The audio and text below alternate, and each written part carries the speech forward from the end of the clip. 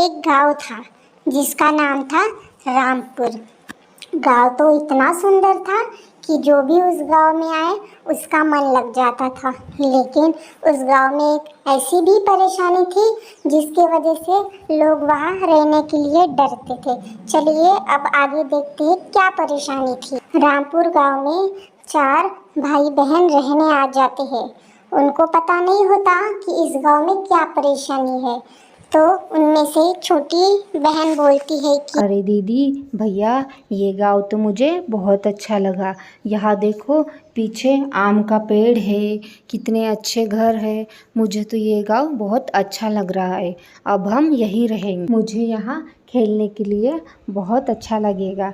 यहाँ देखो कितनी हरियाली है। वाह! अरे नहीं नहीं, तुम्हें यहाँ अच्छा क्यों लग रहा है?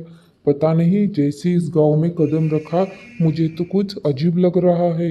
ऐसे लग रहा है जैसे मेरे आसपास कुछ बुरी साए घूम रही है, कुछ अजीब अजीब भास हो रहा है। मुझे तो यहाँ बिल्कुल भी अच्छा नहीं लग रहा है। हाँ, ये बात सही है कि गांव बहुत अच्छा है।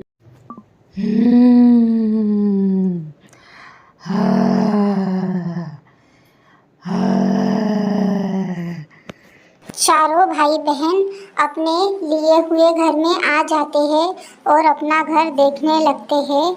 उन्होंने उस गांव में नया घर लिया हुआ था। वो चारों अपने घर को अच्छे से देख रहे थे। अरे भगवान, ये क्या अनर्थ हो गया है? लगता है ये 4 बच्चे इस गांव में रहने आए हैं, लेकिन अभी तक इनको पता नहीं है कि इस गांव में एक चुड़ैल है। बेचारे छोटे छोटे तो बच्चे हैं, उनके माँ बाप भी गुजर गए हैं।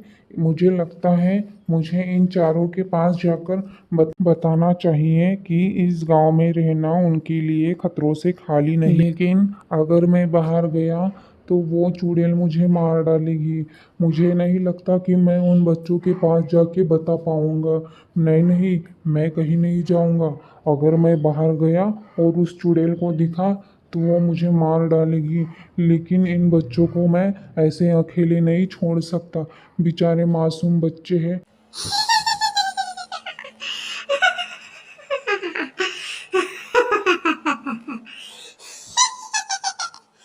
अब आएगा मजा।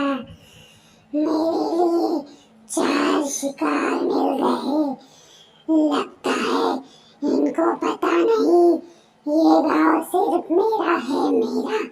यहाँ और कोई रहने नहीं आ सकता।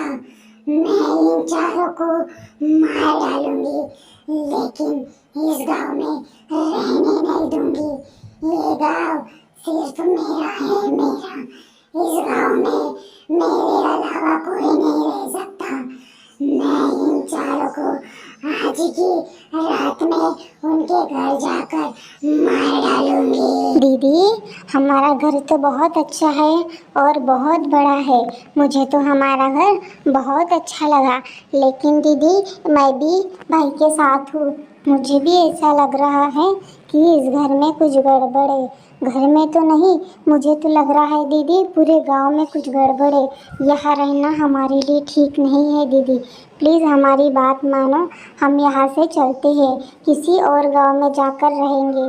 अपनी बहन की बात कोई नहीं मानता और सब सो जाते हैं। चारों भाई बहन शांति से सोए थे। आधी रात तक तो कुछ नहीं हुआ, लेकिन फिर कुछ देर के बाद अचानक छोटे लड़के को कुछ अजीब अजीब आवाज़ आने लगी थी। और वो आवाज़ किसी और की नहीं बल्कि चुड़ैल की थी, जो उनके घर आ चुकी। चारों आराम से सोए हैं।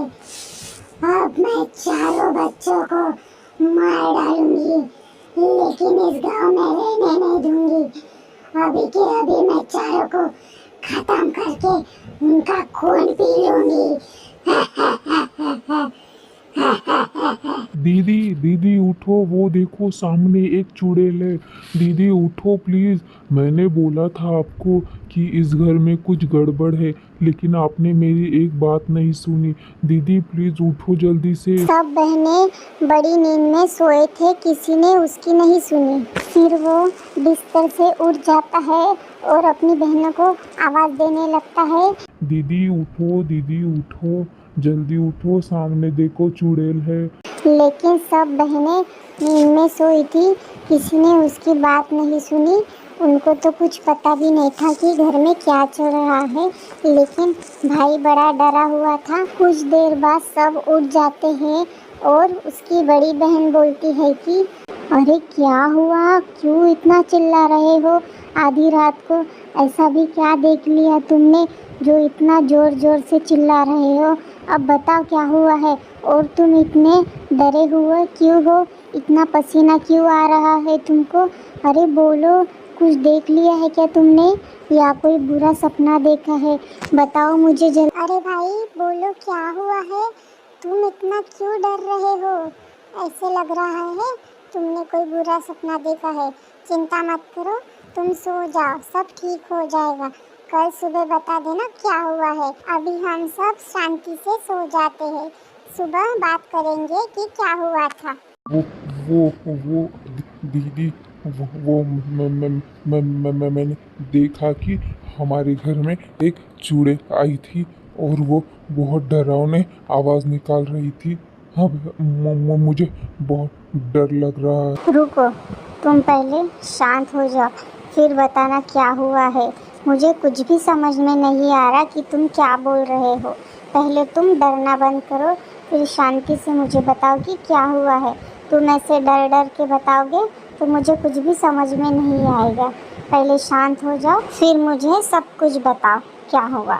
दीदी, हम सब सोए थे, फिर अचानक रात में मुझे डरावनी आवाज़ सुनाई दी।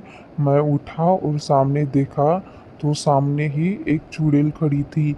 वो बहुत ज़ोर ज़ोर से चिल्ला रही थी, डरावने आवाज़ निकाल रही थी और कुछ बोल रही थी।